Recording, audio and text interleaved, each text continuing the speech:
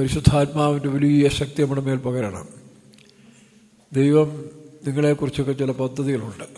ഞാൻ തന്നെ ലോകത്തിലെ മറ്റൊരു ദിശയിലേക്ക്, തെറ്റായ ദിശയിലേക്ക് യാത്ര ചെയ്ത സമയത്താണ് 19 വയസ്സിൽ കർത്താവ് എൻ്റെ മുറിയിൽ വെച്ച്, ഒരു മനുഷ്യനോട് സുവിശേഷം പറഞ്ഞതല്ല, എന്നെ രാത്രിയിൽ എൻ്റെ മുറിയിൽ യേശു വെളിപ്പെട്ടിട്ട് പറഞ്ഞു, നിൻ്റെ പാപത്തിന് വേണ്ടിയാണ് ഞാൻ കാൽവരിയിൽ മരിച്ചത്. അന്ന് എൻ്റെ പാപങ്ങളെല്ലാം കർത്താവ് ക്ഷമിച്ചു തന്നു. ഞാൻ രക്ഷിക്കപ്പെട്ടു.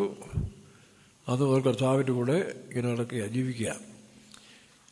78 വർഷത്തിൽ, കഴിഞ്ഞ നൂറ്റാണ്ടിൽ 1978 ഒക്ടോബർ 7 ഇപ്പോൾ ഏകദേശം 48 വർഷം ആകാൻ പോവാം.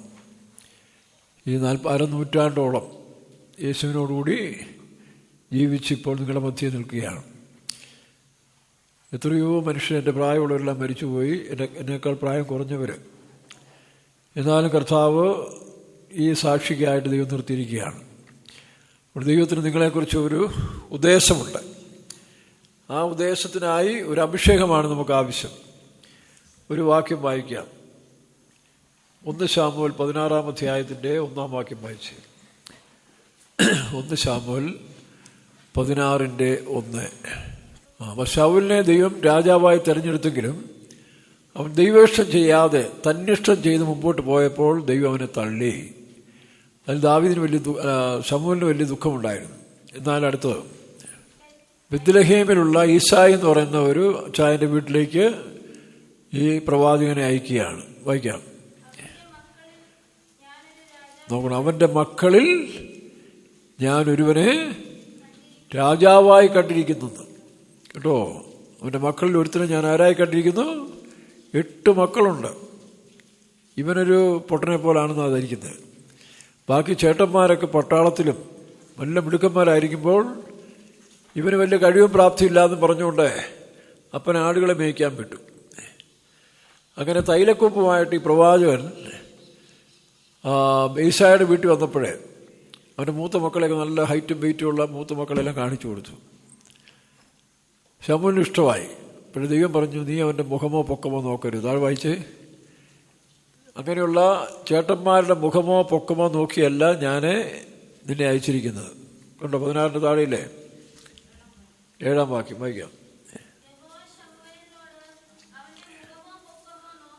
അപ്പോൾ ഈ ചേട്ടന്മാരുടെ മുഖവും പൊക്കവും പേഴ്സണാലിറ്റി എല്ലാം കണ്ടപ്പോൾ ശമൂലിന് തോന്നി, കൊള്ളാം, ഇവനെ രാജാവാക്കാം. അപ്പോൾ ദൈവം പറഞ്ഞു, അവൻ്റെ മുഖമോ പൊക്കമോ നോക്കരുത്. പിന്നെ അവരെയല്ല എനിക്ക് ആവശ്യം. പിന്നെ അല്ല കേട്ടോ, മനുഷ്യർ നിങ്ങളെ നോക്കുന്ന പോലെയല്ല, മനുഷ്യർ നിങ്ങളെ കാണുന്നത് പോലെ വിമർശിക്കുന്ന പോലെയല്ല ദൈവം കാണുന്നത്. ദൈവത്തിന് ഏത് നിസ്സാര മനുഷ്യനെയും വലിയവനാക്കാൻ കഴിയും. അതാണ് ദൈവത്തിൻ്റെ പ്രാപ്തി എന്ന് പറയുന്നത്. ഏത് നിസ്സാര മനുഷ്യരെയും വലിയ മനുഷ്യരാക്കി തീർക്കാൻ കഴിയുന്നവനായ ദൈവത്തിൻ്റെ കയ്യിൽ നമ്മൾ താന്നിരിക്കുമ്പോൾ അവിടെയാണ് ദൈവത്തിൻ്റെ പ്രവൃത്തി. വായിക്കാം. 7 പുത്രന്മാരെ വരുത്തി നിർത്തി അവരെ ആരെയും വേണ്ട, പൊക്കവും വണ്ണവും നിറവും ഒന്നും അല്ല നോക്കുന്നത്. വായിക്കാം. ആടുകളെ മേയ്ക്കുന്ന ഇളയവൻ, മറ്റവരെല്ലാം പട്ടാളക്കാരും വൻപുള്ളികളായിരിക്കുമ്പോൾ ഇവന് വലിയ പ്രാപ്തിയില്ലാതെ നമ്മൾ ഇവനെ ആടിനെ വാങ്ങിച്ചു കൊടുത്ത് മേയ്ക്കാൻ വിട്ടിരിക്കുകയാണ്. വായിക്കാം. അഭിഷേകം ചെയ്തു. നിങ്ങൾ ഈ അധ്യായം മുതൽ നോക്കിയാണ് കേട്ടോ. വീട്ടിൽ ചെന്ന് ഈ ദിവസങ്ങളിൽ അല്ലെങ്കിൽ ഈ മാസത്തിൽ ആ 16 അധ്യായം മുതൽ കൊണ്ട് വായിക്കണം. അത് ഞാൻ 4 ഘട്ടമായിട്ട് തിരിച്ചു തരാം. ഈ ചെറുപ്പക്കാരൻ പയ്യനെ 17 വയസ്സുള്ളതായ ദാവീദിനെ ദൈവം രാജാവായി തിരഞ്ഞെടുത്തതിന് ശേഷം, പെട്ടെന്ന് രാജാവൊക്കെ അല്ല, ആ 16 അധ്യായം മുതൽ നമ്മൾ നോക്കുമ്പോഴേ 22 അധ്യായം വരെ ഒരു ഘട്ടമാണ്. 22 നിങ്ങൾ നോട്ട് ചെയ്തിട്ട് പിന്നെ വീട്ടിൽ പോയി വായിച്ച് പഠിച്ചാൽ മതി. നോവൽ പോലെ വായിക്കാം. നടന്ന സംഭവമാണെങ്കിലും നല്ല രസകരമായ ഒരു കഥാപുസ്തകം പോലെ വായിക്കാം. 16 മുതൽ 22 1 വായിച്ച് 22 3. 1 ശമൂവേൽ 22 അധ്യായം 3 വാക്യം. അനന്തരം, അപ്പോൾ ഒരു റീല് കഴിഞ്ഞു, മനസ്സിലാവുന്നു, ഒരു ഘട്ടം കഴിഞ്ഞു. അപ്പോൾ അനന്തരം, അപ്പോൾ ഈ ഘട്ടത്തിൽ എന്താ സംഭവിച്ചത്? അവിടെ നമ്മൾ വായിക്കും 17-ാം അധ്യായത്തിൽ ദാവീദ് ഗോലിയാത്തിനെ കൊന്നു. ഇസ്രായേലിൻ്റെ രാജാവായി അവൻ പ്രഖ്യാപിക്കപ്പെട്ടെങ്കിലും ശൗലാണ് രാജാവ്. അവൻ സമ്മതിക്കത്തില്ല. അവസാനം ദാവീദിന് ദൈവത്തിൻ്റെ വഴിവിട്ടൊരു ശകലം താല്പര്യം തോന്നി മീഖായെ കല്യാണം കഴിക്കാൻ, മീഖളിനെ. പക്ഷെ അത് ദൈവത്തിൻ്റെ പദ്ധതി അല്ലായിരുന്നു. അതിനാൽ അവിടെ വലിയ പരീക്ഷകളൊക്കെ ഉണ്ടായി. അവസാനം ശൗല് അമ്മായിപ്പൻ അവൻ്റെ ശത്രുവായിരുന്നു, അവനെ കൊല്ലാൻ തീരുമാനിച്ചു. അവനവിടെ ജീവനം കൊണ്ട് ഓടിയ സമയത്താണ് അടുത്ത റീൽ ആരംഭിക്കുന്നത്. 22:3 വായിക്കാം.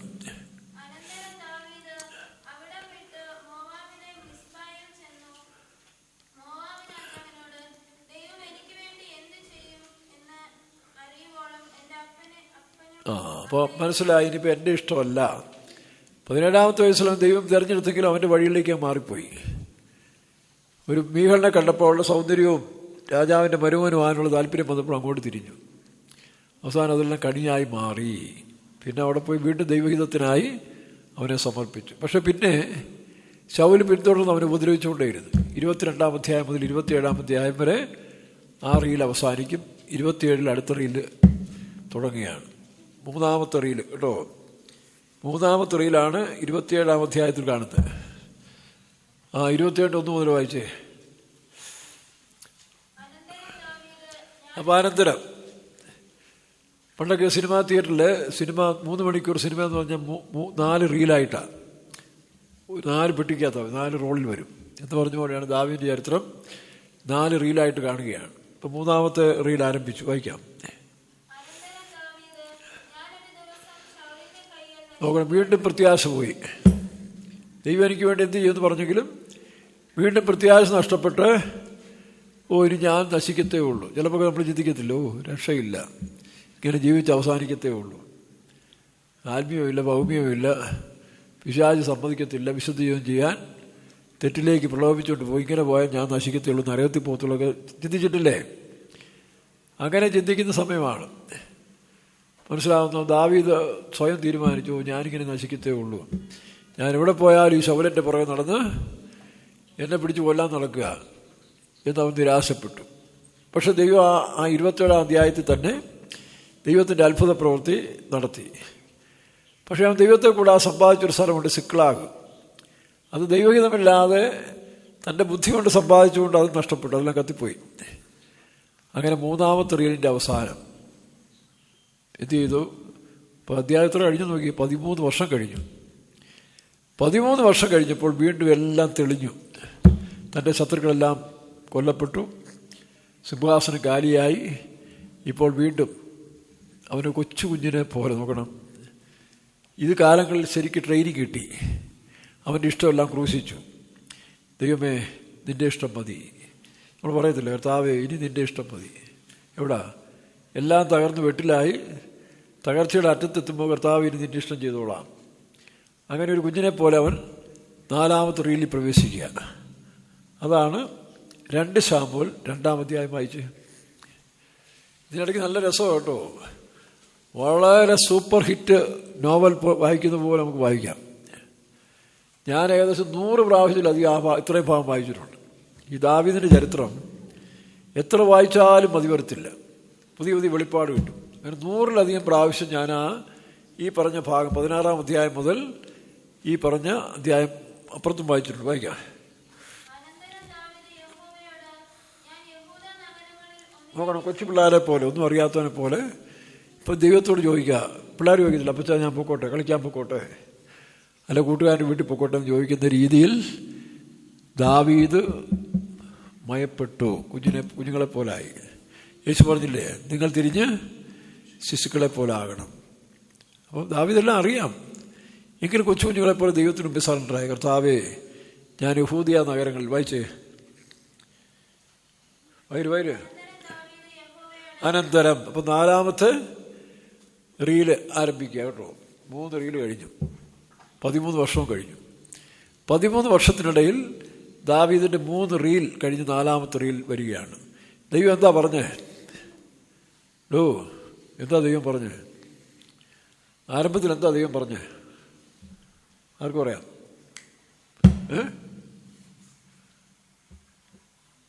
ഈശായുടെ വീട്ടിൽ ചെന്ന് ശമൂവേൽ എന്താ പറഞ്ഞേ? നിന്റെ മകനെ ഒരുത്തനെ രാജാവായി കണ്ടിരിക്കുന്നു. ഇപ്പം അത് നിവർത്തിക്കാൻ പോവാം. 13 വർഷക്കാലം കഴിഞ്ഞ് ദൈവം പറഞ്ഞ് നിവർത്തിച്ചു. വായിക്കാം. അനന്തരം ഒന്നുകൂടെ വായിച്ച്. അനന്തരം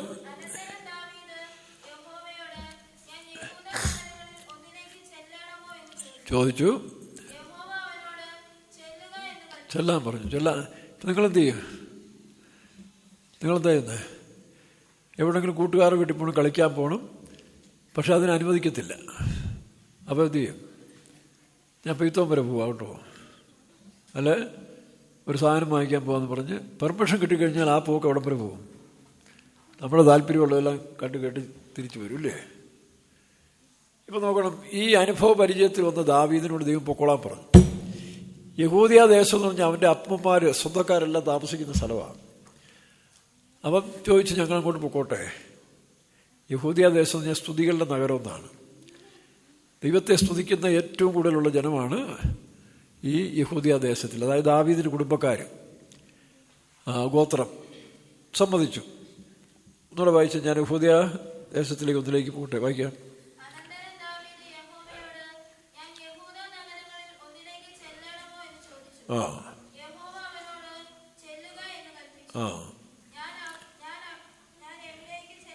നോക്കണം, അറിയാനായിട്ടല്ല.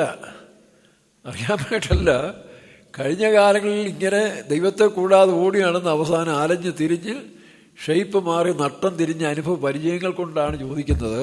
ഇനി അത് മതി. നമ്മളെ വീട്ടിലൊന്ന് പറയും, അപ്പനോടൊന്ന് പറയും, അമ്മയോടൊന്ന് പറയും, പെയ്ത്തോക്കാരോടൊന്ന് പറയും. എന്നിട്ട് നമ്മുടെ ഇഷ്ടങ്ങൾക്ക് വേണ്ടി നമ്മളിങ്ങനെ കറങ്ങി നടക്കും. ആ കറക്കത്തിലുണ്ടായ കഷ്ടവും നഷ്ടവും എല്ലാം മനസ്സിലാക്കിക്കൊണ്ടാണ് ഇനി അത് വേണ്ട, ദൈവമേ നിൻ്റെ ഇഷ്ടം മതി എന്ന് തീരുമാനിച്ചുകൊണ്ട് അടുത്തവൻ ചോദിക്കുന്നു. പൊക്കോളാൻ പറഞ്ഞിട്ടോ എന്ത് ചെയ്യുന്നു? ശരി, പോകാൻ പറഞ്ഞു. എവിടേക്ക് വേണം ഞാൻ പോകാൻ? അവനറിയാം, അവനെ രാജാവായി തിരഞ്ഞെടുത്തെങ്കിൽ ദൈവം അവന് വേണ്ടി ഒരു സ്ഥലം ഒരുക്കിയിട്ടുണ്ട്. ആ സ്ഥലം ദൈവത്തിനെ അറിയത്തുള്ളൂ. ഇവൻ തിരഞ്ഞെടുത്താൽ പിന്നെ കറങ്ങേണ്ടി വരും. അതുകൊണ്ട് ദൈവത്തോട് ഞാൻ എവിടേക്ക് ചെല്ലണം? വായിക്കാം. വൈകിട്ടേ ഹെബ്രോൻ നോക്കണം. അപ്പം ദൈവത്തിൻ്റെ മനസ്സിനുള്ളത് ദൈവം പറഞ്ഞു കൊടുത്തില്ല. ഇവൻ എത്രത്തോളം ആയി, ഇവൻ എൻ്റെ മനസ്സിനെത്തോളം ആയോ, ഒരു രാജാവിനുള്ള യോഗ്യത ആയോ എന്ന് അറിയാൻ ദൈവം കാത്തിരിക്കുക. ഒരു പരീക്ഷയാണ്. അവൻ അത് പഠിച്ചു, ദൈവത്തിൻ്റെ മനസ്സ് പഠിച്ചു, ദൈവത്തിൻ്റെ പദ്ധതി പഠിച്ചുകൊണ്ട് അവൻ രണ്ടാമത് ചോദിച്ചു, ഞാൻ എവിടേക്ക് പോകണം? സ്വന്തം ബുദ്ധിയെല്ലാം സറണ്ടറായി. ഈ അബദ്ധം പറ്റുന്നതെല്ലാം കുരുട്ട് ബുദ്ധിയാണ്, അത് കുഴിഞ്ഞ ബുദ്ധിയാണ്. നമ്മളൊരാളെന്ന് പറയും, പക്ഷെ ഇപ്പുറത്ത് നമ്മൾ വേറെ കാണിക്കും. നടത്തിപ്പാറൊന്ന് പറയും, വീട്ടിലൊന്ന് പറയും. നമ്മുടെ ആ കിഴിഞ്ഞ ബുദ്ധി കൊണ്ട് നമ്മൾ ചെയ്യുകയും ചെയ്യും, അവസാനം പോയി പാട്ടിലാവുകയും ചെയ്യും. ഇതെല്ലാം മനസ്സിലാക്കി ദാവീദ്, കാരണം ആ അധ്യായം വായിച്ചാൽ അറിയാം, അവൻ്റെ ബുദ്ധിയും സ്വന്തം ജ്ഞാനമൊക്കെ ഉപയോഗിച്ച് പല പരിപാടി ചെയ്തു.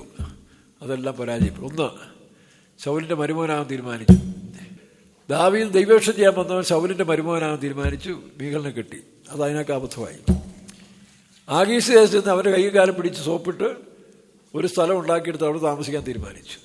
27-ാം അധ്യായത്തിൽ അവസാനം ആ സ്ഥലം ശത്രുക്കളൊന്ന് കത്തിച്ച് കളിച്ചു മുഴുവനും. തന്നെയല്ല, 10,000 പേരടങ്ങുന്നതായ സംഘത്തെ ഇവരുടെ കുടുംബക്കാരെല്ലാം പിടിച്ചുകൊണ്ട് പോവുകയും ചെയ്തു. അങ്ങനെ ദാവീദ് തളർന്നു. വായിച്ച് 30-6 വായിച്ച് നോക്കണം. പല പ്രാവശ്യം കഷ്ടത്തിലായി. ഇപ്പം 30-6 വന്നപ്പോൾ വായിച്ചേ, 1 ശമൂവേൽ 30-6. വലിയ കഷ്ടത്തിലായി. സ്വന്തം പദ്ധതികളും വഴികളും തിരഞ്ഞെടുക്കുമ്പോൾ കഷ്ടം കൂടും. ദൈവത്തിൻ്റെ കഷ്ടമുണ്ട്, അതിനൊരു സുഖമുണ്ട്. പിന്നെ നമ്മുടെ വഴികൾ തിരഞ്ഞെടുക്കുമ്പോഴാണ് കഷ്ടങ്ങൾ കൂടുന്നത്. എന്നിട്ട് പിന്നെ പാടിയിട്ട് കാര്യമില്ല, എൻ്റെ കഷ്ടങ്ങൾ ദൈവം തരുന്നു പറഞ്ഞാൽ ദൈവം തരുന്ന കഷ്ടത്തിനൊരു സുഖമുണ്ട്, ഒരു കൃപയുണ്ട്. നമ്മൾ സ്വന്തം ഇഷ്ടത്തിന് തിരഞ്ഞെടുക്കുന്നിടത്താണ് ഈ പ്രശ്നം വരുന്നത്. അത് പിന്നെ കറങ്ങിക്കലേ തീരത്തുള്ളൂ, കറങ്ങിത്തീരണം. ഇപ്പം എന്ത് ചെയ്തു? വീണ്ടും ദൈവത്തോട് ചോദിച്ചു, ദൈവസ്ഥാനം പറഞ്ഞു കൊടുത്തു, ഹെബ്രോനിൽ പോയി താമസിക്കാൻ പറഞ്ഞു. വായിക്കാം 2. ഇവിടെ നമ്മൾ വായിച്ചു, ദാവീദ് വലിയ കഷ്ടത്തിലായി. സിക്ലാഗ് ചുട്ടുകളഞ്ഞു. സിക്ലാഗ് ഒരു അന്യ രാജാവിന് മുമ്പേ കൈകാല് പിടിച്ചുണ്ടാക്കിയതാണ്. അത് ദൈവത്തിന് ഇഷ്ടമില്ലായിരുന്നു. അതും കത്തിച്ചു. അവൻ്റെ മക്കളെയും ഭാര്യയും എല്ലാത്തിനെയും ശത്രുക്കൾ പിടിച്ചുകൊണ്ട് പോയി. അങ്ങനെ ദാവീദിന് ഉണ്ടായിരുന്ന സ്വന്തം പടയാളികൾ ദാവീദിനെതിരായി. അപ്പോൾ ദാവീദിന് മനസ്സിലായി, മനുഷ്യരിൽ ആരെ ആശ്രയിച്ചാലും അത് വീട്ടുകാരായാലും പാസ്റ്റർമാരായാലും വിശ്വാസികളായാലും കൂട്ടു സഹോദരന്മാരായാലും ഇതിനൊക്കെ ഒരു പരിമിതിയുണ്ട്. അതാണ് ആ 30-ാം അധ്യായത്തിൽ കാണുന്നത്. ഇത് ദാവീദ് മനസ്സിലാക്കിയെടുത്തു. അതുകൊണ്ടാണ് ദാവീദ് വലിയ കഷ്ടത്തിലായി. വീണ്ടും വായിച്ച വാക്യം,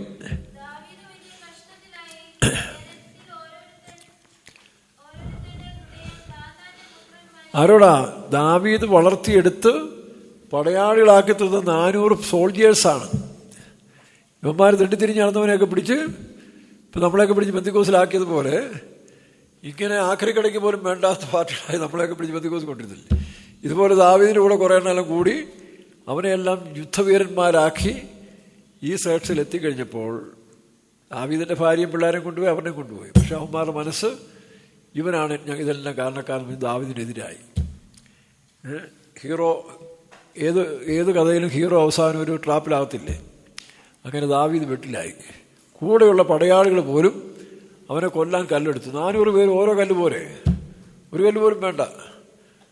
അപ്പോൾ ദാവീദ് വലിയ കഷ്ടത്തിലായി. വായിച്ചേ.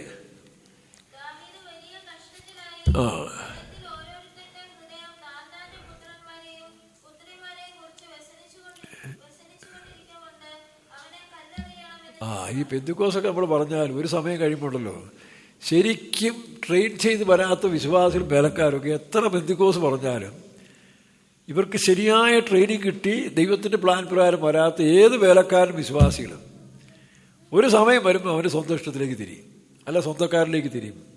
ഇത് സ്വാഭാവികമാണ്. അതെല്ലാവരുടെ പരീക്ഷയിൽ അവസാനം വെളിപ്പെടുകയും ചെയ്യും. എല്ലാവർക്കും ഒരു പരീക്ഷ ഉണ്ടാകുമ്പോൾ ഇവർ യേശുവിനെ എത്രമാത്രം സ്നേഹിച്ചു, പെന്തിക്കോസിനെ എത്രമാത്രം സ്നേഹിച്ചു എന്ന് വെളിപ്പെടുന്ന ഒരു സമയം വരും. അവിടെ പലരും പരാജയപ്പെടും. അപ്പോൾ ദാവീദിന് മനസ്സിലായി. വായിക്കാം, ഒന്നുകൂടെ വായിച്ച 6-ാം വാക്യം, 30-6. അത് വളരെ ശ്രദ്ധേയമായ ഒരു വാക്യമാണ് കേട്ടോ. അപ്പം ഇതുവരെയും കഷ്ടത്തിലായതേ ഉള്ളൂ. ഇപ്പോഴാണ് വലിയ കഷ്ടത്തിലായത്. വലിയ പരീക്ഷ എന്ന് പറയത്തില്ലേ? മന്ത്ലി പരീക്ഷയുണ്ട്. പണ്ടൊക്കെ നമുക്ക് മാസം തോറും പരീക്ഷയാണ്. ഞങ്ങളൊക്കെ പഠിക്കുമ്പോഴേ എല്ലാ മാസവും പരീക്ഷയുണ്ട്. മന്ത്ലി ടെസ്റ്റ് എന്ന് പറയും.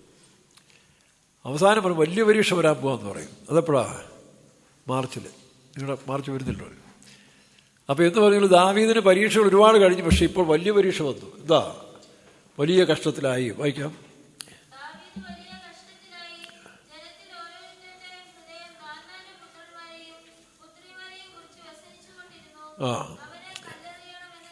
അവനെ കല്ലെറിയണമെന്ന് തൻ്റെ കൂട്ടുവേലക്കാർ അല്ലെങ്കിൽ കൂട്ടിൽ സോൾജിയേഴ്സ്, നമ്മുടെ സുവിശേഷയിലൊക്കെ അങ്ങനെയാണ്. കൂട്ടുവേലക്കാർ കല്ലെറിയാൻ തുടങ്ങും, നടത്തിപ്പുകാർ കല്ലെറിയാൻ തുടങ്ങും. അതൊക്കെ ഇതിനകത്തുള്ളത് ഒരു പോഷനാണ്.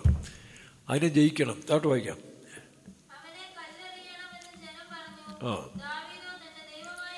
ദാവീദിന് ഒരു കാര്യം മനസ്സിലായി. മാനുഷ്യ ആശ്രയങ്ങൾ എത്ര ക്ലോസ് റിലേഷനാന്ന് പറഞ്ഞാലും, എത്ര ഉറ്റ സ്നേഹിതരാന്ന് പറഞ്ഞാലും, ചില അവസരം വരുമ്പോൾ എല്ലാവരുടെയും തനിഗുണം കാണിക്കും കേട്ടോ. നിങ്ങൾ ഓർത്തിരുന്നോണം.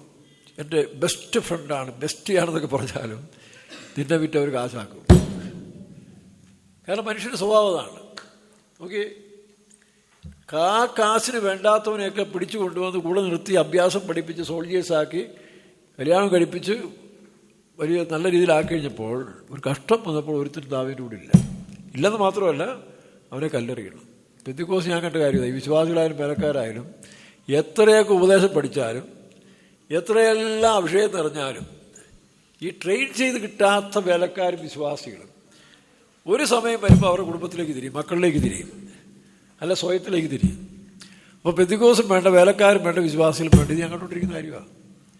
അതങ്ങനെ സംഭവിക്കത്തുള്ളൂ. പക്ഷെ ഒരു കൂട്ടരെ ദാവീദിനെ പോലെ ദൈവം തൻ്റെ രാജ്യത്തിന് വേണ്ടി, സിംഹാസനത്തിന് വേണ്ടി ഉരുവാക്കിക്കൊണ്ടിരിക്കുകയാണ്. ആ പരീക്ഷയാണ് വലിയ പരീക്ഷ. അപ്പോൾ വലിയ പരീക്ഷ ദാവീദ് ചെയ്തു.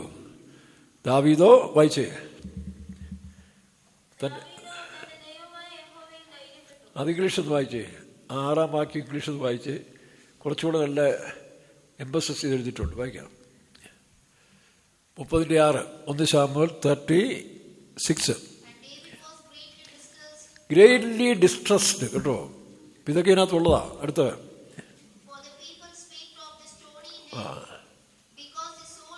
ഞാൻ തിരുവല്ലായി വെച്ച് ഒരു സത്യത്തിന് വേണ്ടി സഭയെ വെടിക്കൊണ്ടിരുന്നൊരു പിശാചുമായിട്ട് പോരാടിക്കൊണ്ടിരിക്കുമ്പോൾ ആ സെൻറ്ററിലെ മജോറിറ്റി വേലക്കാർ, അതാ രസം, മജോറിറ്റി വേലക്കാരെന്ന് പറഞ്ഞാൽ central assistant, central mother, main വേലക്കാര്, ആ സെൻറ്ററിലെ കുറേ വിശ്വാസികളെല്ലാം എനിക്കെതിരായി. എതിരാണ് കാരണം ഞാൻ അവർക്ക് എതിരായിട്ടാണ് പ്രവർത്തിക്കുന്നത്. അവരുടെ ആ മാഫിയ ഗ്രൂപ്പിനെ സഭയ്ക്ക് എതിരായി നിൽക്കുന്ന ഇവരെല്ലാം പൊളിക്കുന്ന പറയുകയാണ്, ശുശ്രൂഷിക്കുകയാണ്. അപ്പോൾ അവരെതിരാകും. അങ്ങനെ എതിരായ സമയത്ത് ചീഫ് പാസ്റ്റർ എൻ്റെ സിസ്റ്ററെ ഡൽഹി വെച്ച് കണ്ടോ പറഞ്ഞു, റോസമ്മേ, ചെറിയാകുഞ്ഞ് ഒറ്റയ്ക്കായിപ്പോയി, അവന്മാരെല്ലാം ഒറ്റക്കെട്ടായി നിന്ന് പുള്ളിയെ ഇല്ലാതാക്കാൻ ശ്രമിക്കുക. അതാണ് നമ്മുടെ വേലക്കാരുടെ കാര്യം പറഞ്ഞത്. അപ്പോൾ എനിക്ക് വലിയ സന്തോഷമാണ്, കാരണം ദൈവം എൻ്റെ കൂടെ ഉണ്ടായി. അത് കോട്ടയത്ത് നിന്ന് ഒരു central pastor M J Mathew വെളുപ്പാൻ കാലത്ത് പള്ളിപ്പാട്ട് വന്നിട്ട് പറഞ്ഞു, ദൈവം എന്നെ അയച്ചതാണ് ചെറിയാകുഞ്ഞ് ഒരു വാക്യം തരാൻ. ഏതാ? നിനക്ക് വിരോധമായി വരുന്ന ഒരായുധവും. ഈ വാക്യം പറയാൻ വേണ്ടി ആ സീനിയർ പാസ്റ്റർ 83 വയസ്സുള്ള കോട്ടയത്ത് നിന്ന് അന്ന് കഴിഞ്ഞ പ്രാവശ്യം ഇവിടെ പ്രസംഗിക്കാൻ വന്ന വിൽസൺ പാസ്റ്ററാണ് ഡ്രൈവർ. വാക്യം പറഞ്ഞ് ആ സ്ഥലം വിടുകയും ചെയ്തു. അവസാനം ആ യുദ്ധത്തിൽ ജയിച്ചു. അതിനെതിരായി നിന്ന് 3-4 പേര് ചത്തുപോയി, പെട്ടെന്ന് മരിച്ചു, ചിലർ വേറെ വിട്ടുപോയി. അങ്ങനെ സംഗതി ക്ലിയറായി. അപ്പോൾ ഇതുപോലുള്ള യുദ്ധങ്ങൾ ഏറ്റെടുത്ത് ചെയ്യുമ്പോൾ പ്രശ്നങ്ങളുണ്ടാവും. പക്ഷേ ദൈവത്തോട് പറ്റിയെന്ന് തോന്നണം. വായിച്ച് അവൻ ഗ്രേറ്റ് ഡിസ്ട്രസ്ഡ്. അടുത്ത് സ്റ്റോണിങ് ഹിം. നമ്മളീ പറയുന്ന പോലെ എത്ര പ്രിയപ്പെട്ട വിശ്വാസികളായാലും കൂട്ടുകാരായാലും ഇൻറ്റിമേറ്റ് ഫ്രണ്ട്സായാലും ചിലപ്പോൾ ഒരു അവസരം വരുമ്പോൾ നിങ്ങളെ തള്ളിപ്പറയും. അത് മുന്നിൽ കണ്ടോണം കേട്ടോ. അങ്ങനെ കണ്ടോണ്ട് ജീവിക്കാമെങ്കിൽ പറഞ്ഞു, ഞാൻ മുന്നേ കണ്ടതാളാ, നിൻ്റെയൊക്കെ സ്നേഹത്തിലുള്ളതെന്ന് എനിക്കറിയാം. മുടിഞ്ഞ സ്നേഹം. തമിഴിൽ മുടിഞ്ഞ സ്നേഹം എന്ന് പറഞ്ഞാൽ എന്തുവാ? തമിഴിലെ മുടിഞ്ഞ സ്നേഹം എന്ന് പറഞ്ഞാൽ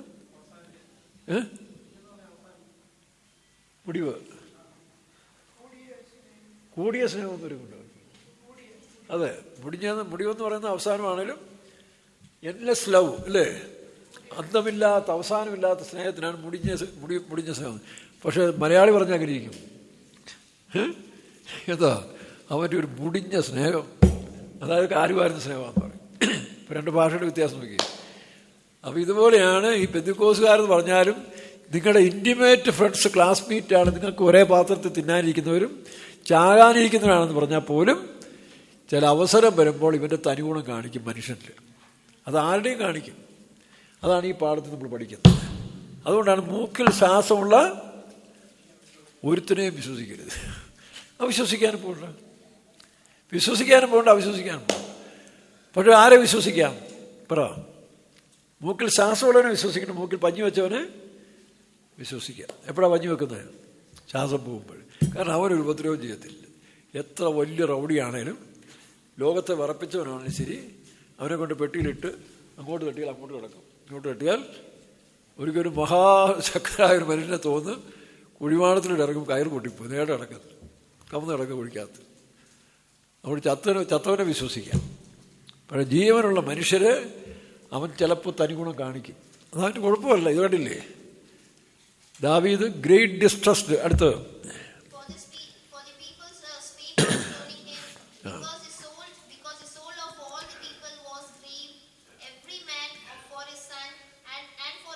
അവൻ്റെ പുത്രന്മാരും പുത്രനിലേക്ക് പോയി, അല്ലെങ്കിൽ അവൻ്റെ സ്വയത്തിലേക്ക് മാറും. ഇത് കണക്കൂട്ടി ജീവിക്കാവോ? എനിക്കിത് ആദ്യമേ പിടികൂട്ടിയുകൊണ്ട് ഞാൻ ഈ പെന്തിക്കോസ് വന്നിട്ടും യേശുവിനെ അല്ലാതെ ആരെയും ഇതിനപ്പുറത്തേക്ക് സ്നേഹിച്ചിട്ടില്ല. എനിക്ക് എൻ്റെ ലോകത്ത് വെച്ച് ഏറ്റവും വലിയ സ്നേഹം എൻ്റെ അപ്പനോടും അമ്മയോടായിരുന്നു. പക്ഷേ അവരെ ഞാൻ യേശു പ്രകാരം പ്രതീക്ഷിച്ചു കഴിഞ്ഞു. 79 പ്രതീക്ഷിച്ചു. പിന്നെ ഇന്ന് വരെയും യേശുവിൻ്റെ സ്ഥാനം ആർക്കും കൊടുത്തിട്ടില്ല. നമുക്കറിയാം, ഇത്രയേ ഉള്ളൂ. ഇതെല്ലാം പഠിച്ചു വച്ചിരിക്കുന്നതുകൊണ്ട് ആ കാര്യം നിങ്ങൾ ഓർത്തോണം.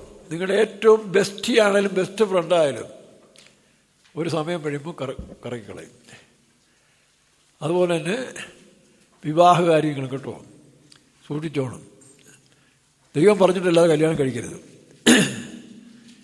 ഒരു മാരേജ്, ഒരു 10ാം ക്ലാസ്സിലെ ഒരു മാരേജ് സ്റ്റഡി ക്ലാസ്, ഒരു മോട്ടിവേഷൻ ക്ലാസ് എടുക്കുന്ന ഒരുത്തനെ പിള്ളേരോട് ചില ചോദ്യം ചോദിച്ചു. ഈ പ്രീ മാരേജ്, കല്യാണത്തിന് മുമ്പ് നിങ്ങൾക്ക് ബൈബിളിൽ നിന്നൊരു വാക്യം പറയാമോ, അതിനോട് യോജിക്കുന്നൊരു വാക്യം പറയാമോ എന്ന് ചോദിച്ചു.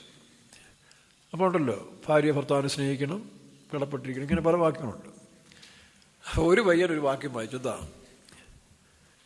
കല്യാണം കഴിക്കാൻ പോകുന്നവർക്കുള്ള പ്രീ വാക്യമാണ്. എന്തായിരിക്കും അതാർക്ക് പറയാം? അത് ഊഹിച്ച് പറയാനുള്ള സമ്മാനം തരാം. എന്തായിരിക്കാം? അവൻ ഈ വാക്യം വായിച്ച് കേൾപ്പിച്ചു. കർത്താവ് ക്രൂശിൽ വെച്ച് പറഞ്ഞില്ലേ, പിതാവേ ഇവർ ചെയ്യുന്ന എന്തെന്നറിയാൻ ഇവരോട്. അപ്പോൾ അത്രയും വെളിപ്പാട് ആ പയ്യന് 10ാം ക്ലാസ്സുകാരനുണ്ടായിരുന്നു. ഇവന്മാർ ചെയ്യാൻ പോകുന്ന ഈ ദുരിതം പിടിച്ച പണി എന്താണെന്ന് അറിയാതിരിക്കാൻ ഇവരോട് ക്ഷമിക്കണം. അത് വിവാഹത്തിലൊരു ഭാഗം കേട്ടോ. മറുഭാഗമുണ്ട്, വിവാഹം വിശുദ്ധമാണ്, നല്ലതാണ്. അത് ദൈവഹിതപ്രകാരം നടക്കുന്നെങ്കിൽ. അല്ലെങ്കിൽ പറയത്തില്ല കൊണ്ട് കഴുത്ത് കൊണ്ട് തലവെച്ച് കൊടുക്കുന്നു പറയത്തില്ല, ഇല്ലയോ? കേരളത്തിൽ കൂടുന്ന 2 തീവണ്ടിയാണ്. ഏതൊക്കെ?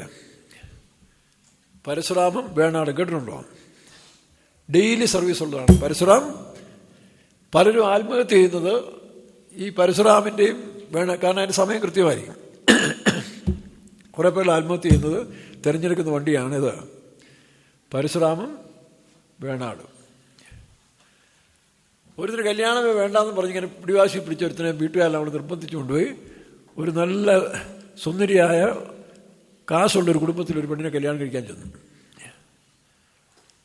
അപ്പം ഈ ഉണ്ടല്ലോ പെണ്ണും ചെറുക്കനും തമ്മിലുള്ള ആദ്യത്തെ സംഭാഷണം. അപ്പോൾ അങ്ങനെ സംഭാഷണത്തിൽ പിടിച്ചപ്പം പെണ്ണ് ചോദിച്ചു, ചെറുക്കനോട് ചോദിച്ചു, അല്ല കല്യാണം കഴിഞ്ഞിട്ട് ചെറുക്കനോട് പെണ്ണ് ചോദിച്ചു, നീ എന്നെ കണ്ടപ്പോൾ ആദ്യം നിനക്ക് എന്താണ് ഏറ്റവും പ്രാധാന്യമായിട്ട് ഇഷ്ടം തോന്നാൻ കാരണം? അല്ല എന്താണ് നീ എന്നിൽ കണ്ടെന്ന് ചോദിച്ചു. അപ്പോൾ അവൻ പറയാം, ട്രെയിനടി തലവെക്കാൻ പോകുമ്പോൾ ആരെങ്കിലും അത് വേണാടാണോ പരശുരാമാണോ നോക്കാറില്ലല്ലോ എന്ന് പറഞ്ഞു. മനസ്സിലായോ? അപ്പം ആ വെളിപ്പാടിലാണ് അവൻ കല്യാണം കഴിക്കാൻ പോയത്. ഏതാ സ്വീകരിച്ചു. അതിപ്പോൾ വേണാടായാലും കഷ്ടകാലം ആരംഭിക്കുന്നുള്ള അവൻ പറയുന്നത്. അങ്ങനെയുണ്ട്. എന്നാൽ ദൈവഹിതപ്രകാരം ദൈവത്തിൻ്റെ പ്ലാനിൽ പോകുന്നത് അനുഗ്രഹിക്കപ്പെടും. അതാ 127 സങ്കീർത്തനത്തിൽ വായിക്കുമ്പോൾ. അതുകൊണ്ട് നിങ്ങളും എന്ത് ചെയ്യരുത്, ഏതെങ്കിലും 10ാം ക്ലാസ്സിലോ 12ാം ക്ലാസ്സിലോ ഇടയ്ക്ക് പഠിച്ചുകൊണ്ടിരിക്കുന്ന സമയത്ത് കൊണ്ടുപോയി തലവെക്കുന്നത് ചിലപ്പോൾ വേണാടിനും ഓർത്തിരുന്നോണം, വേണാടിനും പരശുരാമനും ആയിരിക്കും കേട്ടോ. അതുകൊണ്ട് വളരെ സൂക്ഷിച്ച് വേണം. അക്കരെ പച്ച കണ്ടൊന്നും പോയേക്കരുത്. വാട്സപ്പ് കണ്ടും. ഞാൻ കണ്ണൂരിരിക്കുമ്പോഴേ ഒരു പെൺകുട്ടി വാട്സപ്പിലെ ഫോട്ടോ കണ്ട് ഡയലോഗ് കണ്ട് എന്ത് ചെയ്തു, പ്രേമം തുടങ്ങി. പ്രേമിച്ച് അവസാനം ചെറുക്കനോട് പറഞ്ഞു, ഒന്ന് കാണണമല്ലോ, കണ്ണൂർ വരാമെന്ന് പറഞ്ഞു. ബസ് സ്റ്റാൻഡിൽ ഇന്നടുത്ത് പോലീസ് സ്റ്റേഷൻ ബസ് സ്റ്റാൻഡ് അടുത്തെടുത്താണ്. ഇതിന് രണ്ടിൻ്റെ ഇടയ്ക്ക് വന്ന് നിൽക്കാമെന്ന് പറഞ്ഞു കേട്ടോ. അയാളെ തമാശ തുടങ്ങിയ പരിപാടികളാണ്. പെണ്ണങ്ങ് സീരിയസ് ആയി. അവസാനം വന്നപ്പോഴേ ഈ പറഞ്ഞ സ്ഥലത്ത് കൃത്യസമയത്ത് ഒരാളൊന്ന് നിൽപ്പുണ്ട്. നോക്കിയപ്പോൾ ഏകദേശം ഒരു 70 വയസ്സുള്ളൊരു പാർട്ടി. താടി വളർത്തി മുടിയും നരച്ചു, താടിയും വരും. ഇവള് കണ്ടാവണോട് ബോധം കെട്ടുപോകണം. പോലീസുകാർ ചെന്ന് പൊക്കിയെടുത്ത് സ്റ്റേഷൻ കൊണ്ട് രണ്ടിനെയും കൊണ്ടുപോയി. അപ്പോൾ അയാൾ പറഞ്ഞ്, ഞാൻ ചുമ്മാ തമാശ ചെയ്ത പണിയാണ്, അവൾ സീരിയസ് ആയിപ്പോയി. അതുകൊണ്ട് എന്നെ തന്നെ കാണിച്ചു കൊടുക്കാമെങ്കിൽ ആ പ്രശ്നം തീരുമല്ലോ, നേരിട്ട് കണ്ട് അനുഭവിച്ചോട്ടെന്ന് വിചാരിച്ച് വന്നതാണ്. പിന്നെ അവരെ വെറുതെ വിട്ടു. ചിലരെല്ലാം മേക്കപ്പ് ചെയ്ത് ഇല്ലാത്ത ഷോ എല്ലാം കാണിച്ച് പരിപാടികളൊക്കെ ചെയ്യും. ഈ അടുത്ത സമയത്തൊരു ക്രിസ്ത്യൻ കുടുംബത്തിലെ 40 വയസ്സുള്ളൊരു പെണ്ണിനെ കല്യാണം കഴിക്കാൻ വേണ്ടി എന്തെന്നറിയാമോ, ബ്യൂട്ടി പാർലറിൽ കൊണ്ടുപോയി. അതായത് തലേദിവസം രാത്രിയിൽ ബ്യൂട്ടി പാർലറിൽ കൊണ്ടുപോയി അവർ മേക്കപ്പ് എല്ലാം ചെയ്ത് പരിപാടികളൊക്കെ ചെയ്തതിന് ശേഷം കല്യാണത്തിന് ഇറക്കി കൊണ്ടുവന്നപ്പോൾ വയസ്സ് 22-23 വയസ്സിലാക്കി തീർത്തു. പിന്നെ കല്യാണം കഴിഞ്ഞാണ് മനസ്സിലാകുന്നത് പെണ്ണിന് ചെറുക്കനേക്കാൾ 7 വയസ്സ് കൂടുതലാണ്.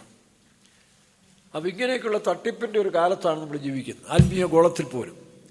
അതുകൊണ്ടാണ് മൂക്കിൽ ശ്വാസമുള്ള മനുഷ്യനെ എന്ത് ചെയ്യരുത്, വിശ്വസിക്കാനും പോകണ്ട, അവിശ്വസിക്കാനും പോകണം. നമുക്ക് വേറെ പണിയൊന്നുമില്ല. പക്ഷെ ആരെ വിശ്വസിക്കണം? ദൈവത്തിൽ. ദാവീദ് വായിച്ചു, ഡേവിഡ് എൻകറേജ്ഡ്. വായിച്ചു,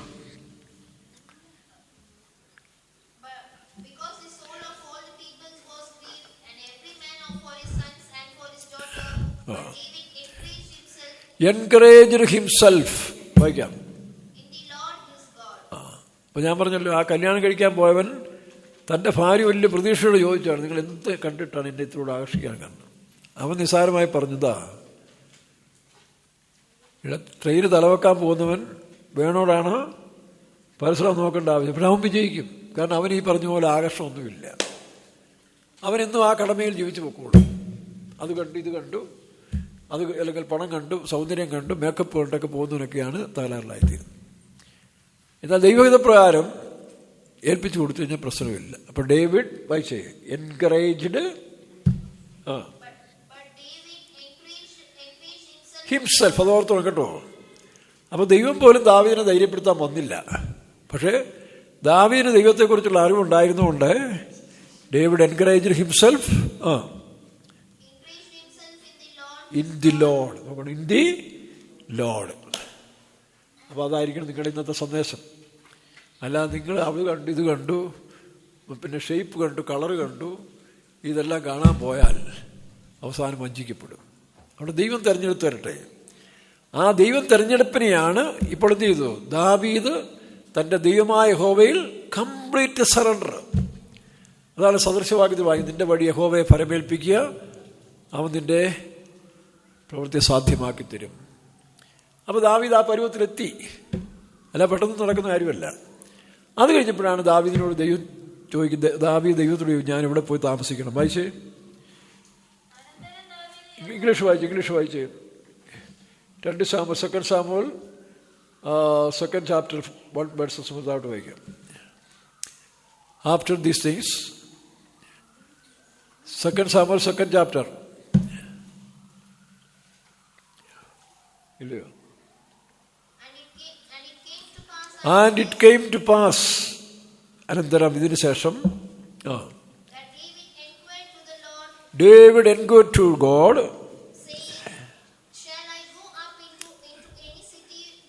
നോക്കണം, shall I go up to any city of Judea? ജുദയായിലെ ഏതെങ്കിലും ഒരു സ്ഥലത്ത് പോയി താമസിക്കും. എന്താ ജൂദയ തിരഞ്ഞെടുക്കാൻ കാരണം? ജൂദയ അവൻ്റെ അപ്പൻ്റെ ഗോത്രമാണ്. ആ ഗോത്രത്തിലാണ് യേശു ജനിക്കാൻ പോകുന്നത്. അല്ലെങ്കിൽ യൂദയ ജനിച്ച സമയത്തിൽ, യഹൂദ ജനിച്ച സമയത്തിൽ അവൻ്റെ പേര് തന്നെ ദൈവത്തെ സ്തുതിക്കും. അവൻ തിരഞ്ഞെടുത്തൊരു കാര്യം സത്യമാണ്. ഇനി ഞാൻ താമസിക്കാൻ പോകുന്നത് ദൈവത്തെ സ്തുതിക്കുന്ന മനുഷ്യരുടെ ഇടയിലാണ്, ലോകമനുഷ്യരുടെ അല്ല, അല്ലെങ്കിൽ ലോകസ്നേഹികളുടെ, ആഡംബര സ്നേഹികളുടെ അല്ല. ഇവിടെയൊന്നുമല്ല എൻ്റെ ജീവിതം. എങ്ങനെയാ? ആ ധരണിയിലെ പാട്ട് കേട്ടില്ലേ? അങ്ങനെ ആഡംബരത്തിലും ലോകസുഖത്തിലും പോവല്ല, ദൈവത്തെ സ്തുതിച്ചാരാധിക്കുന്ന. അത് എത്ര വർഷം വേണ്ടി വന്നു? ഈ സത്യം ദാവീദിന് മനസ്സിലാക്കാൻ എത്ര വർഷം വേണ്ടി വന്നു? 13 വർഷത്തെ ശരിയായ ട്രെയിനിങ് കഴിഞ്ഞപ്പോൾ, 13 വർഷത്തെ പ്രവാസകാലം കഴിഞ്ഞ് മനസ്സിലായി ദൈവത്തെ സ്തുതിക്കുന്നിടത്ത് പോയി ജീവിക്കുന്നതാണ് നല്ലത്. അടുത്തത്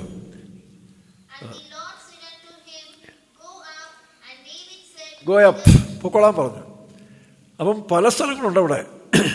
വേണേ അവന് പല മീകളുടെ സിറ്റി പോയി താമസിക്കാം, തൻ്റെ അപ്പൻ്റെ സിറ്റി പോയി താമസിക്കാം, ജ്യേഷ്ഠന്മാരുടെ പോവാം. ഇങ്ങനെ എല്ലാം സൗകര്യപ്രദമായിട്ടുണ്ടെങ്കിലും അവൻ മനസ്സിലായി ദൈവം എന്നെ തിരഞ്ഞെടുത്തതിന് has a plan about me എന്നൊരു ബോധ്യമുണ്ടായിരുന്നുകൊണ്ട് ഇപ്പം തിരഞ്ഞെടുപ്പ് ദൈവത്തിന് വേണ്ടി വിട്ടുകൊടുത്തു. എവിടെങ്കിലും പോയി താമസിക്കുക എന്നുള്ളതല്ല, ദൈവം എനിക്ക് വേണ്ടി തിരഞ്ഞെടുത്ത സ്ഥലം. വായിക്കാം.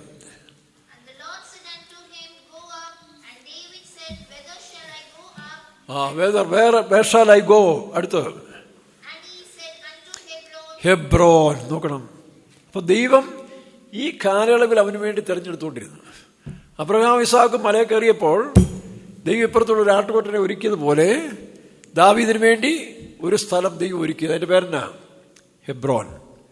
ഹെബ്രോൻ എന്ന് പറഞ്ഞാൽ എൻ്റെ അർത്ഥം യൂണിയൻ ആൻഡ് ഫെലോഷിപ്പ് എന്നതിൻ്റെ അർത്ഥം. അപ്പം അവസാന കാലത്ത് നമുക്ക് മനുഷ്യരോടല്ല, യൂണിയൻ വിത്ത് ഗോഡ്, ദൈവത്തോടായിരിക്കും നമ്മുടെ യൂണിറ്റി. ഫെലോഷിപ്പ് വിത്ത് സൈൻസ്, വിശുദ്ധന്മാരുള്ള കൂട്ടായ്മ. ഇതാണ് സക്സസ്ഫുൾ. അതാണ് ഹെബ്രോൻ എന്ന് പറയുന്നത്. അടുത്തത്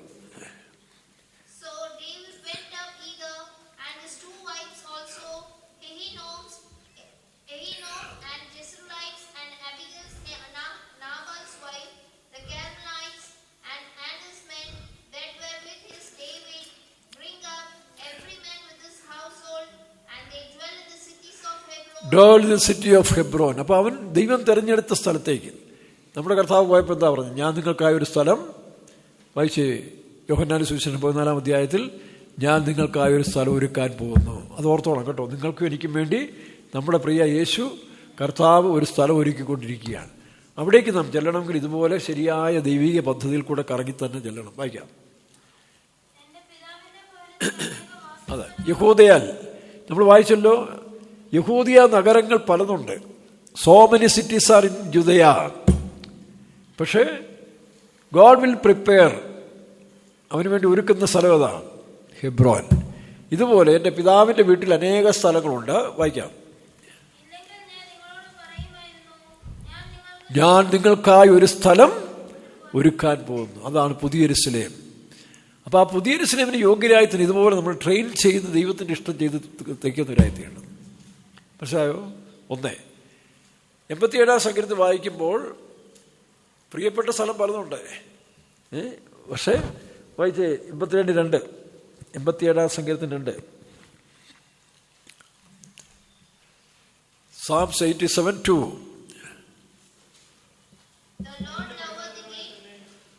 മലയാളം വായിച്ച്.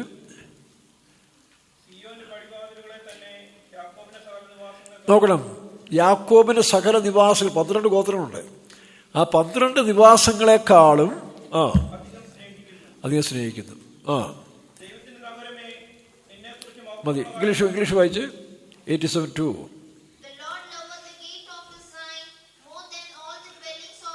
More than all the dwellings of Jacob. അവിടെ എന്തുണ്ട്? അവിടെ ഗ്ലോറിയസ് തിങ്സ് ആർ സ്പോക്കൺ. നമ്മളിപ്പോൾ കണ്ടില്ലേ, 8 വർഷമായിട്ട് നമ്മളിങ്ങനെ ഈ സത്യങ്ങൾ പ്രചരിപ്പിച്ചിട്ട് ഇനി തീരുന്നില്ല. അപ്പോൾ നമ്മൾ കാണാൻ പോകുന്ന അനുഭവം, ഇനി പ്രാപിക്കാൻ പോകുന്നതോ അതിനേക്കാൾ ഭയങ്കരം. അപ്പോൾ എൻ്റെ പിതാവിൻ്റെ വീട്ടിൽ അനേക വാസസ്ഥലമുണ്ട്, ഞാൻ നിങ്ങൾ പറയുന്നു ഒരു സ്ഥലം ഒരുക്കാൻ പോകുന്നു. ഇവിടെ പറയുന്നു സിയോന്റെ പടിവാതിലുകൾ യാക്കോബിൻ്റെ പല നിവാസങ്ങളെക്കാളും, അതാണ് ഹെബ്രോൻ എന്ന് പറയുന്നത്. ആ ഹെബ്രോൻ എന്നാണ് union and fellowship, union with God and fellowship with saints. അടുത്തത് മൈര്.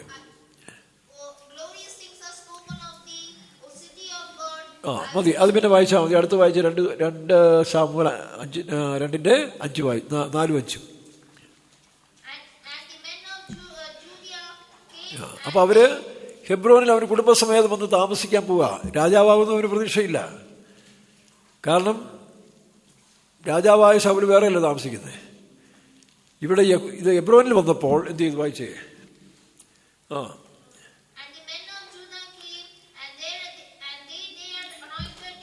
Anointed David king over the house of Judah. And they told David, saying that the men of the Jebus Gilead, they were the buried the sound, and David sent the messengers unto the മതി. മലയാളം വായിച്ച്. ദാവീദും ഭാര്യമാരും ഹെബ്രോനിൽ ചെന്നപ്പോൾ അവിടെ യഹൂദ പുരുഷന്മാർ അവനെ രാജാവായി വായിക്കാം.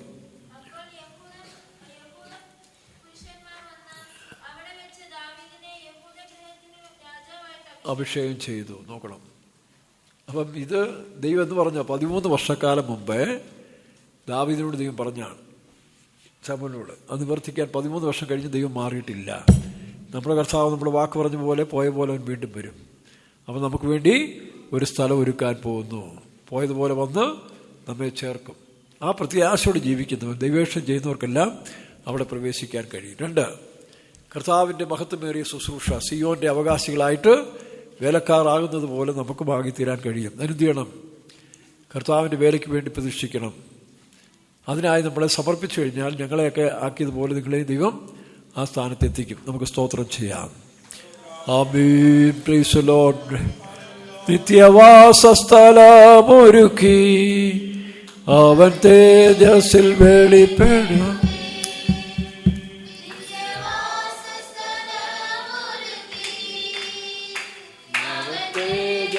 വെളിപ്പെടുമേ തന്നെ എതിരേൽക്കുവാൻ ഞാനുമൊരു അതു വേഗത്തിൽ നിറവേറുമേ. തന്നെ എതിരേൽക്കുവാൻ ഞാനുമൊരുങ്ങി നിൽക്കും. അതു നിത്യവാസസ്ഥലമൊരുക്കി അവൻ തേജസ്സിൽ വെളിപ്പെടുമേ.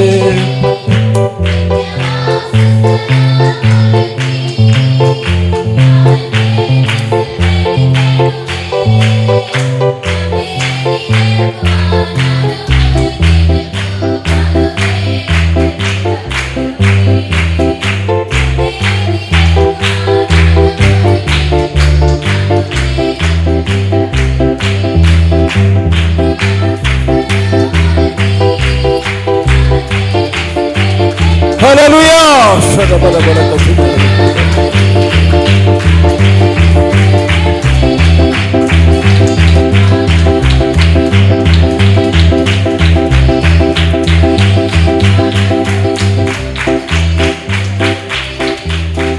ഹല്ലേലൂയ. എല്ലാ മഹത്വവും മാനവും സ്തുതിയും പൂഴ്ചയും കർത്താവിനോട് സ്തോത്രം ചെയ്യാം.